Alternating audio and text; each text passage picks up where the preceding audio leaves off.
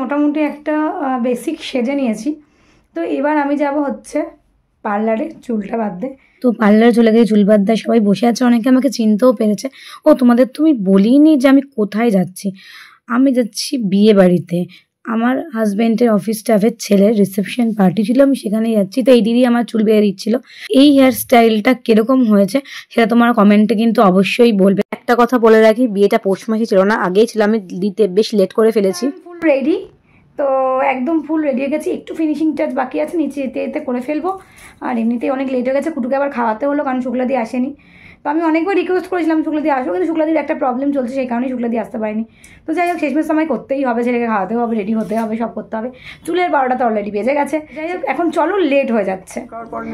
তো চলো, গাড়ি কি এসে গেছে?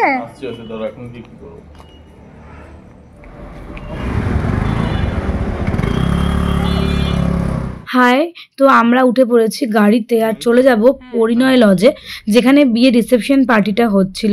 বেশ দারুণ সাজিয়েছে, মানে খুবই ভালো লাগছিল। আর চারিদিকে টুনির লাইট এবং ফুলের সজ্জা ছাড়াও লাইটিং তো রয়েইছে, মানে প্রত্যেকটা জিনিসই খুব ভালো লেগেছে।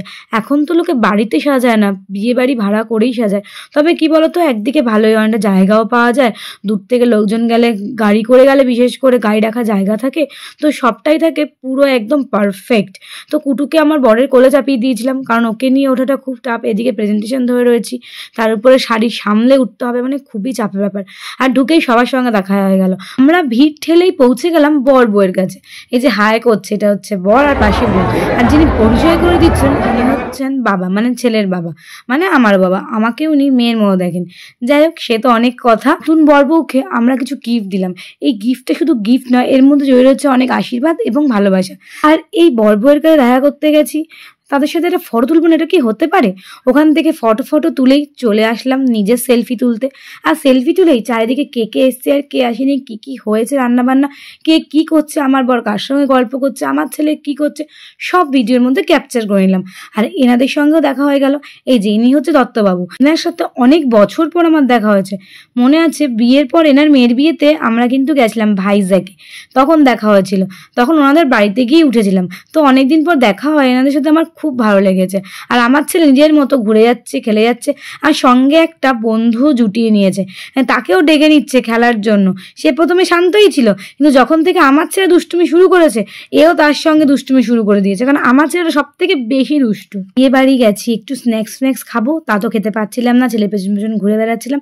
শেষমেশ ইনি কোলে নিয়েছে, কিন্তু আমার ছেলের তো কোনো ভয় নেই, ওনার কোল থেকে কতক্ষণ আমি সেটা চেষ্টা করছি। আর আমার বর তো আরাম করে পকোড়া টকোড়া খেয়ে যাচ্ছে, গল্প করছে। তার ছেলের দিকে কোনো রকম ভ্রুক্ষেপ নেই, এত ভিড়। যেহেতু উনি কোলে নিয়েছে, এই ফাঁকে তাহলে আমিও একটু স্ন্যাক্স কিছু খেয়ে নিই, তাই সেই ফাঁকে আমি খাচ্ছিলাম। আর উনি কোলে রেখে দিয়েছিল কুটুকে, আর মাঝে মাঝে কুটু বায়না করছিল, ওকে একটুখানি তেড়াচ্ছিলাম। আর আমার বর জিলিপি থেকে শুরু করে যা যা আইটেম হয়েছে, দই বড়া, সব কিছু টেস্ট করেছে। কিন্তু আমার পক্ষে আর টেস্ট করা সম্ভব হয়নি, কারণ সবাই একটু একটু করে কোলে নিচ্ছিল দেখে আমি টুকটাক স্ন্যাক্স খেতে পেরেছি। কিন্তু আমার ছেলে তো আর কারো কোলে থাকার ব্যাপার নেই, কোল থেকে কতক্ষণে নামবে। আমার সঙ্গে দেখা করেই চলে গেলাম ছেলের পেছনে ছুট লাগাতে। ছেলে যেখানে যেখানে যাবে আমাকেও পেছনে সেখানে সেখানে যেতে লাগবে। আমার ছেলে তো এক জায়গায় দাঁড়িয়ে থাকছে না, আর এনাকেও জুটিয়ে নিয়েছে, এই বন্ধুটাকে। দুজনে মিলে দেখতে পাচ্ছ কি করছে, সারা বিয়ে বাড়িটা এরকমই করে গেছে। অনেকে তো ভাবছে ছেলেটাকে ছেড়ে দিয়েছে, তো গার্জিয়ান নেই, কোথায়, ও একা একা ঘুরে বেড়াচ্ছে।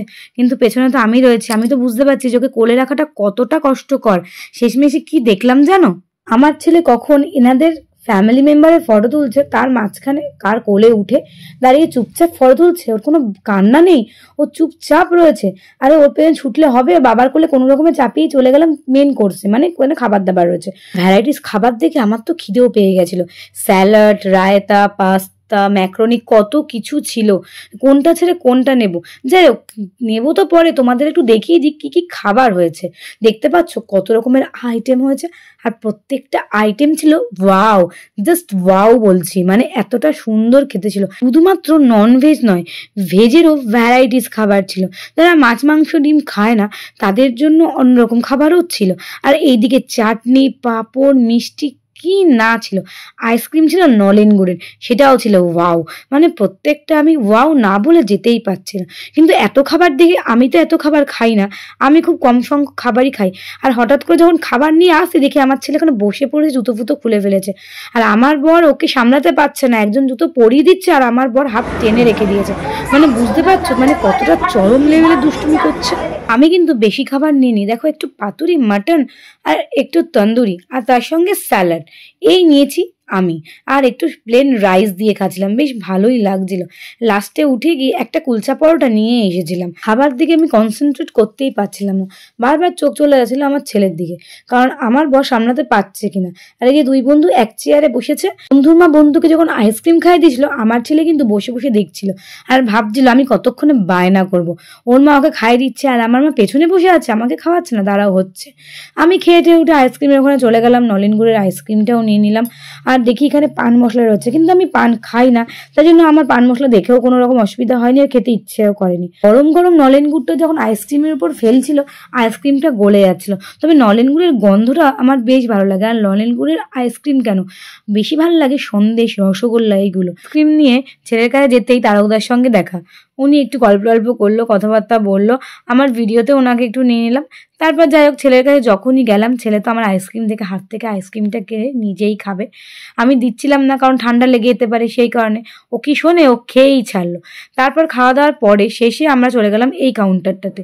এখানে আমি একটা জলজিরা ড্রিঙ্কস নিয়ে নিলাম, আর জলজিরা ড্রিঙ্কস নিয়ে খেয়ে আমি একটু হজমও করে নিলাম। আমার বাড়ি যাবার পালা। নতুন দম্পতিকে অনেক আশীর্বাদ, অনেক ভালোবাসা, অনেক শুভকামনা রইল। সামনের দিনগুলো যেন ওরা খুব ভালো থাকে, খুব ভালো কাটাক, এবং আরো ওদের জীবন যেন সুন্দর এবং আরো মধুময় হয়ে ওঠে।